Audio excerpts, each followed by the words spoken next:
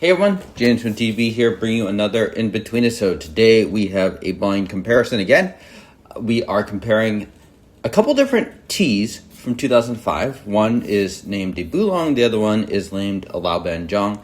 And they're from very different operations. One we have is from Nanqiao, which I think is definitely more of your factory style tea. And the other one is the YYT Lao Banzhang. What is YYT? It is a boutique operation, much like Chen Yuan Hao, much like Yangxin Hao, Shiza Hao, etc., that goes to Yunnan and presses tea. This was sent in by Peter a long while ago, so thank you, Peter. And I don't know that tea super well. I certainly know the Double Lion better. I presume the YYT LBZ was stored in Taiwan, and I've given these both a rinse. So this is blind.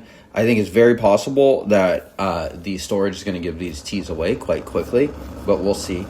Nonetheless, I thought it'd be an interesting side-by-side to do. I think I'm going to do a couple steeps of one and then go to the other, rather than, do a true side-by-side. See how that works, at least. So starting off with the tea on the right, I think it's possible that the storage will give it away, but I think the comparison will still be interesting, even if we know which tea is which.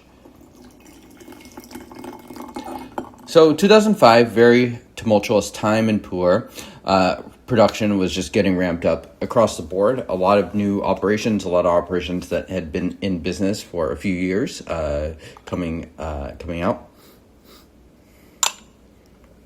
I certainly have a guess at what that is. And so you have, and so it's kind of a crossroads as far as where Pu'er would go, where you have these more boutique operations like YYT, but you also have Nanqiao operating in kind of the same greater area of BULANG in this case. So interesting. I just was curious to compare kind of these contrasting styles too in terms of tea. No idea what the YYT LBZ would cost, but it has the LBZ name on it, so it's probably not cheap, would be my guess. Okay. Burn myself here. So this one smells pretty Malaysian to me. Last time I said that, I was wrong. So, take that all with a serious grain of salt. But it certainly has that incense wood profile. And yeah, well, I'm going to just go ahead and do this. These brews are rather hot right now, so I want to let it cool down just a second. So we have 2 brews of this one on the right, and here is one on the left. So definitely a little bit more pale color. The Double Lions I just picked up last year, so 2025, so 20 years in Malaysia, presumably. So that's quite some time. Kind of more of a... what's the right way to put it?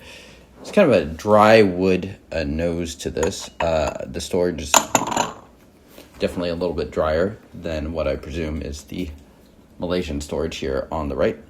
Cheers.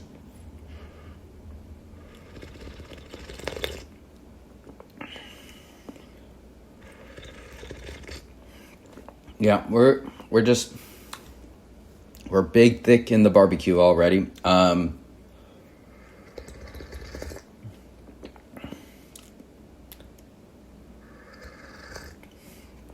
Fair bit of oiliness to it. I think this tea is still going to continue to get a bit stronger as we go. A lot of sweetness to it already on that initial brew. Going to probably take a steep or two, I think. Let's really open up, though, and get the full brew. All right, so here is steep number 2.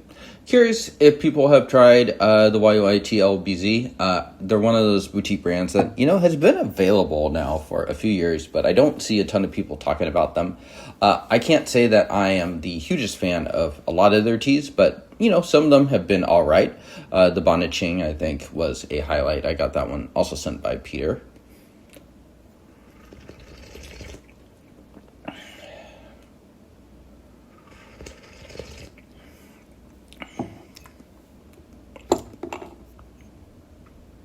little spicy too.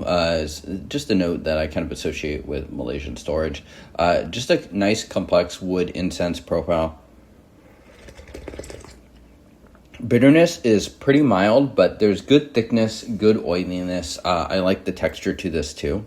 This is like just kind of rounding into form, I think, more recently. I think it's only in the last year or two that I'm more or less okay drinking this semi-regularly. Okay, yeah, I'm pretty sure that's the Double Lion. So, and over here, we are going to this tea here. And I'm gonna sit with the Double Lion, with this tea on the right for a second, just see what the aftertaste is like. I'm getting a nice returning sweetness to throat, Huigan. Decent depth to it too. I wouldn't say the bitterness is overwhelming for it. I think once you push it a little bit, you might get a little bit more bite there. Gonna make number 2 over here. And I do want to do at least one more steep where we are stress testing these teas a little bit more. Seeing how they compare there.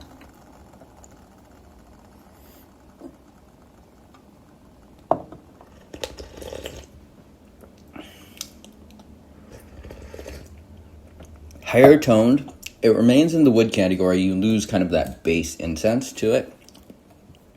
It's a little bit thinner, but I would still say this is relatively thick tea. More of a pine wood going on to this. This one feels a little bit more foresty rather than kind of just incense. Yeah, I'm trying to see. Okay, I should keep drinking this.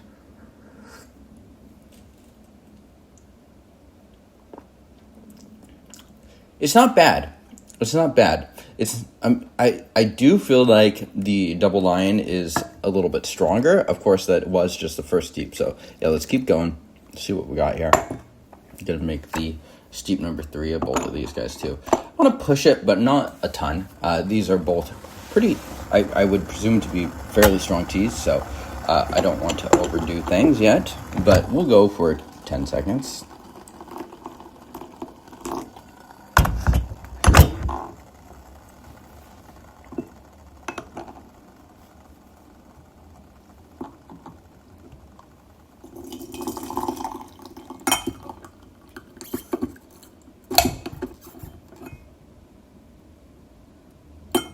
Double Lion's always been an interesting one because the price point is not the highest, but it's also not the lowest. So you will find people that have kind of a polarizing reaction to it. Some people it's really not their style of tea, and other people it is absolutely their favorite. Denny, I think, is a little bit more of a fan than I am personally. I do like it. I can drink it now and then.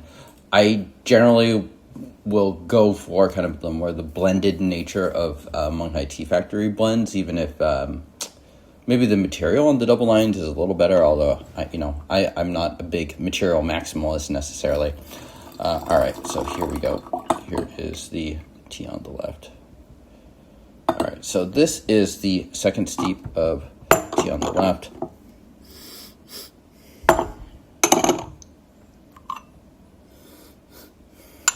The aroma is just much fuller on the Double Lion, but that's not everything. Certainly not with Pu'er. We wouldn't judge tea solely on the aroma.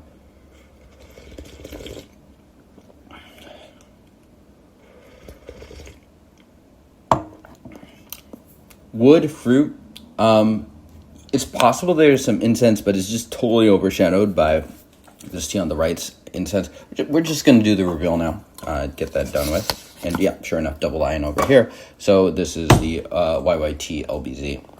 Despite being a little thinner, I would say this overhell has good salivation going on. Also, when we talk about it being thinner, we're talking about it being thinner than a tea that is thicker than probably 80-90% of the teas. So it's not really much of a diss. A little bit of the menthol coming in here.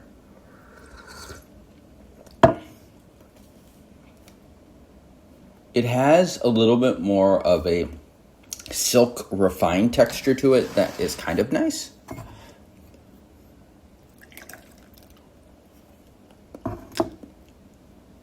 Yeah, a little more complex on the tea on the left, or I guess we know now, YYT LBZ.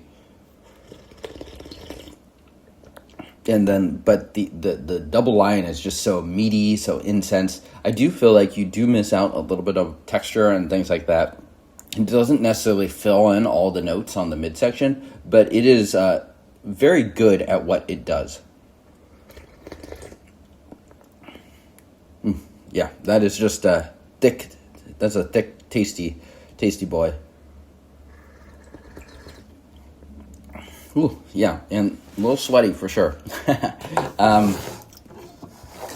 the easiest to drink, nor is the YYT. I am curious what the Double Lions are like without any of the Malaysian storage. I'd imagine they could be quite rough and still need some more time. They are nice teas. The bitterness is really tamed down on them. Even on that last steep, there's a little bit of astringency, a little bit of bitter, but it's really not too bad at all at this point. Cheers.